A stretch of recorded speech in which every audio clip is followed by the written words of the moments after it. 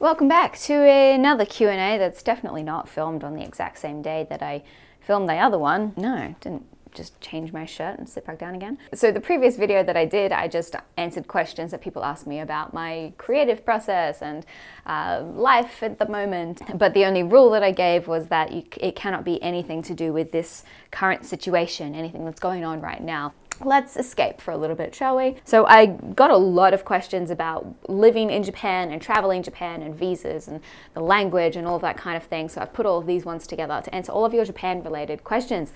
So let's begin. La la la la la, so many questions. Why did you decide to move to Japan and why Japan? I've answered this question maybe once or twice before, but to keep you up to date, I moved to Japan originally, not for Japan, but I moved here because I got the job working at Universal Studios Japan. I'm a performer, singer, actor, dancer, not a very good singer, but I try. When I landed here, I decided almost immediately that I wanted to stay here for longer than a year. So I did, which was great. So Charlotte Bernhard asked, did you start learning Japanese before moving and how difficult has it been to adjust to the language? So I did not know any Japanese when I first moved to Japan. I watched one YouTube video and it all seemed a little too difficult for me. I was like, konnichiwa.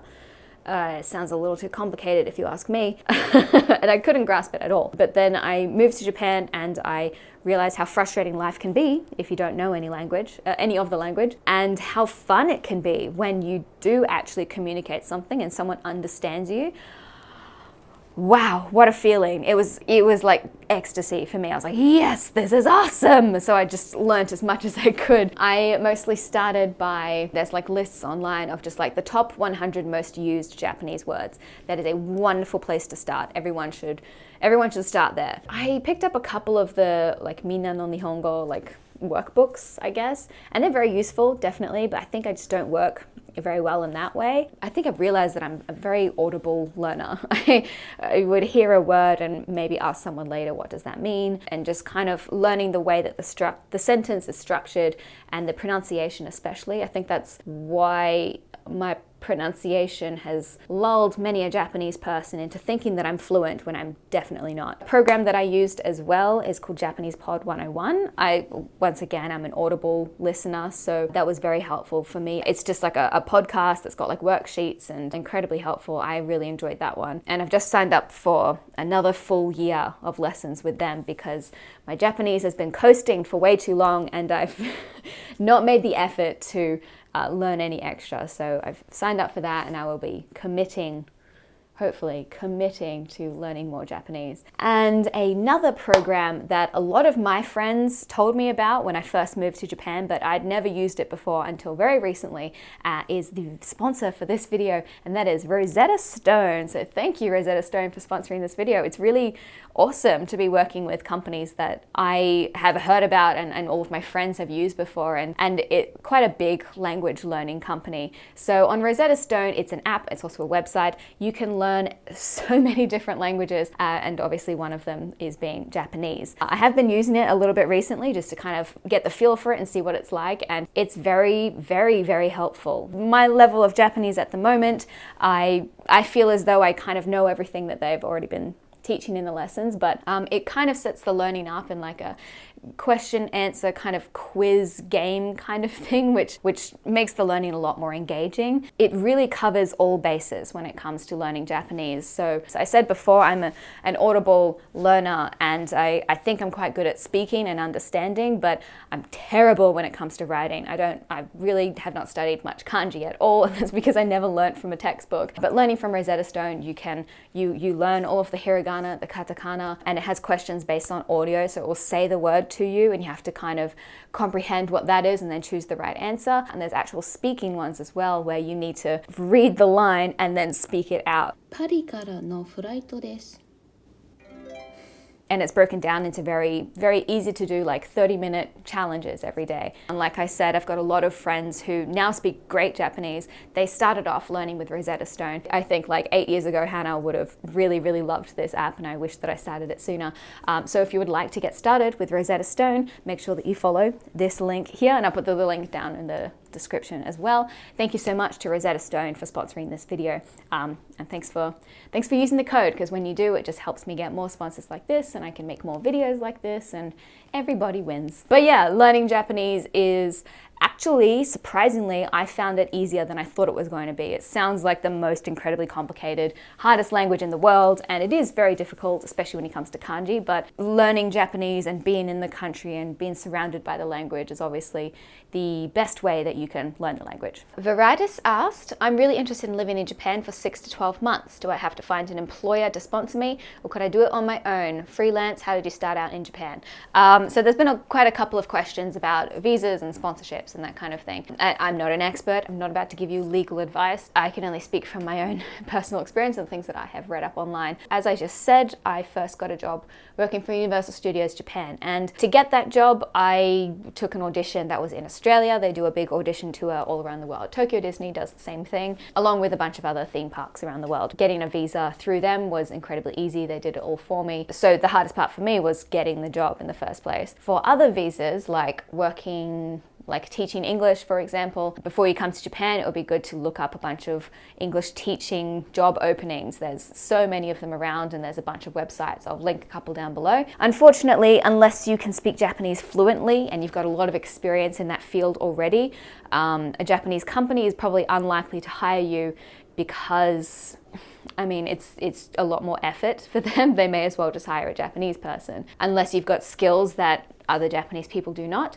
or like speaking English natively, that's a skill, and you already speak the language fluently. It would be quite difficult to find a job in Japan that is not speaking English. That is not teaching English. Doesn't mean it can't be done. I know many people that they're not English teachers, but they're still living and working in Japan. A lot of people start off teaching English and then they'll branch off into something else. But also, with that being said, I know a lot of people that have been teaching English and they really love it. So basically, you'll need to find a company that wants to hire you first, and then hopefully they will be the ones to help you in sponsoring your visa and getting all of the necessary documents for that. Another option is for Australians and people from the UK and New Zealand and Korea, maybe. There's a bunch of different countries that they all do working holiday visas, and basically you can just get a super easy visa that's like a full year of whatever work you want, pretty much. And I've done that before in Japan, and it was great. And I taught aerial circus at a bunch of studios, and I taught dance lessons, and I taught a contortion class, as you do. And I also got to do a little bit of like modeling and acting and stuff like that. So you'd have to apply outside of Japan, but I'll put some links down below for you. And the visa that I'm on right now, and I know someone else has asked as well, how do you get an entertainment visa? I'm on an entertainment visa at the moment, and this was sponsored by a modeling talent agency in Tokyo. So basically I came to Japan with no visa this time around, like 6 months ago. Going around to different companies being like, will you give me a job? Will you give me a job? Hey, I'm a YouTuber. Will you give me a job? And everyone was like, no, I don't want a YouTuber on my books. And then I found the one agency that I managed to secure a meeting with them, and basically I said to them, I've got a bunch of jobs already, which I did, which is very true, but I legally wasn't allowed to because I don't have a visa in Japan. So if I am able to work with that agency, they don't even have to get me any jobs. I will pay them commission for every bit of money that I earn. All they have to do is sponsor my visa. And it sounded like a pretty good deal to them, which I think it was. So they helped me, they sponsored my visa. I had to apply for my visa outside of Japan, which is a little insider thing, which is why I went to Korea, was because I was applying for my visa, because you can't do it in Japan. And that was the cheapest flight out of the country. And immigration gave me a whopping 3-month visa. Yay! They only applied for a 6-month visa, but immigration just didn't think that I would do that, so they gave me 3 months, which was...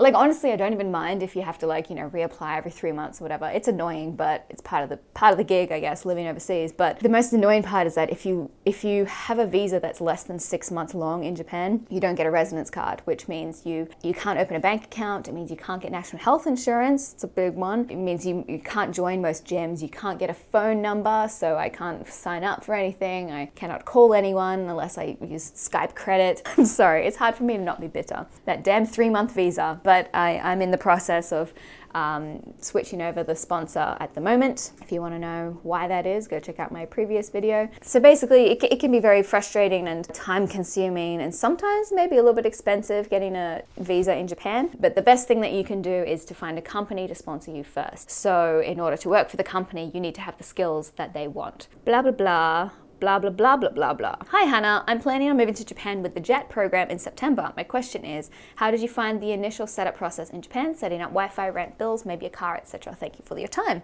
Cool. That's exciting. Moving to Japan. I mean, I don't think that you'll need a car. It really depends where you're going to be living. Any major city, it's just so expensive to be owning a car. The main things you'll probably need to get set up are like things like Wi-Fi, your rent, obviously, national health insurance, a phone number or a SIM card, and a bank account. God, there is a lot of things.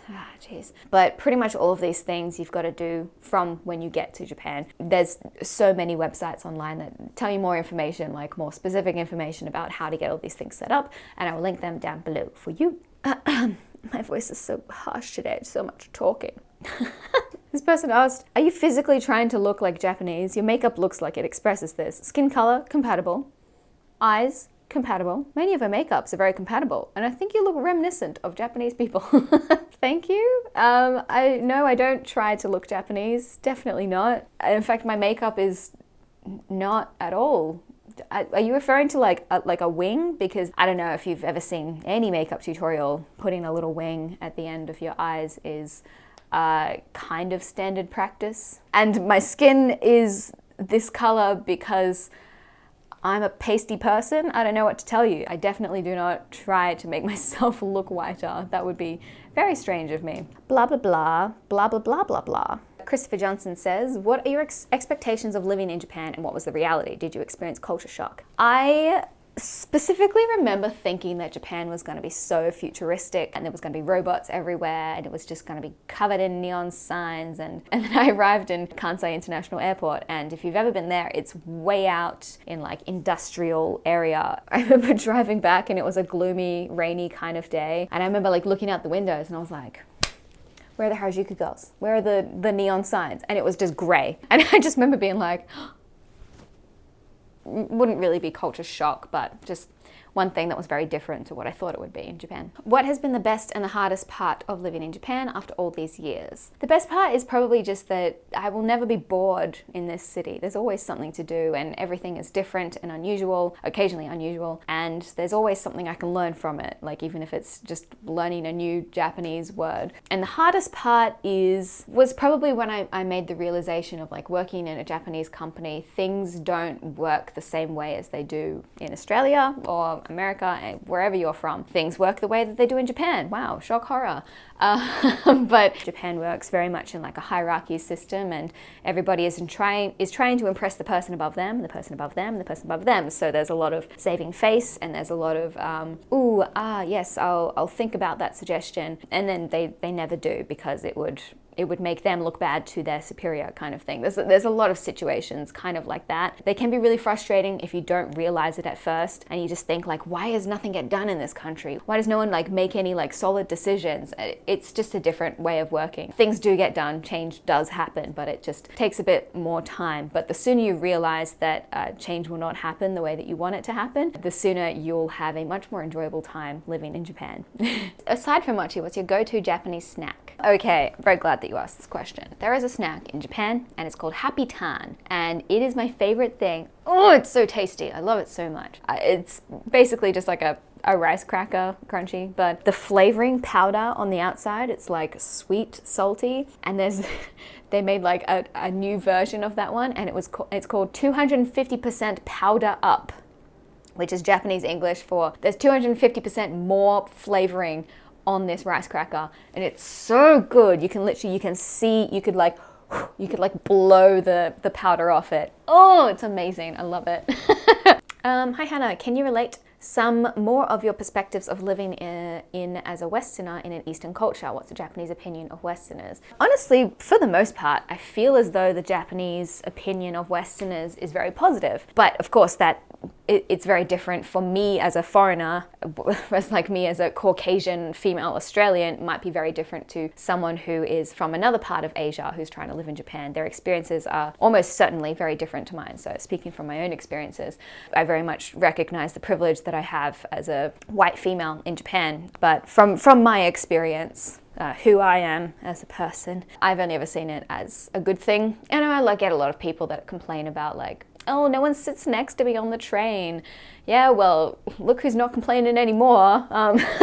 I've mentioned this a couple of times. Dogen has made a video called Potatoes and Carrots, in a very metaphorical, very beautifully eloquent story he told. He kind of explained that, of course, there's some people that are bad apples and they're going to spoil the bunch, but there's a lot of positives to being a Westerner in Japan, especially. Occasionally there will be crappy people that treat you differently because you're a foreigner, or they try to be racist or that kind of thing, but you know, bad apples are bad apples. This is a good question. Can you survive living and working in Japan if you can't speak Japanese? Absolutely you can. And I know many people that have lived in Japan for over 5-6 years and they really don't speak much at all. So, I mean, the difference there is that they're working for an English-speaking company primarily. But walking around like the city and going shopping and stuff like that, I mean, honestly, in Tokyo, you could probably just speak English the whole time and you'd be fine. But it's a very shallow existence, and it doesn't really allow your worldview to open up, and you're not able to really experience the true depth of the culture and the hospitality of the people if you can't speak any Japanese. So I would, by all means, highly recommend learning Japanese if you're going to live here. Good Lord, please learn something.